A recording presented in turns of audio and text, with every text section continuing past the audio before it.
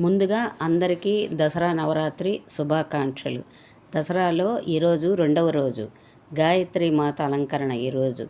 నేను పులిహారని ప్రసాదంగా చేశాను. చింతపండు పులిహార చేశాను. చింతపండు పులిహార చేసిన తర్వాత నేను అమ్మవారికి అలంకరణ చేసుకొని పూజ చేసుకున్నాను.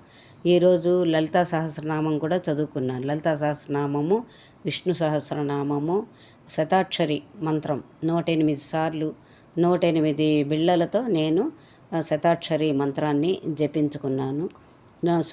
ఈ దసరా నవరాత్రుల్లో శుక్రవారము కలిసి వచ్చింది కనుక నేను శతాక్షరి మంత్రాన్ని జపించుకున్నాను.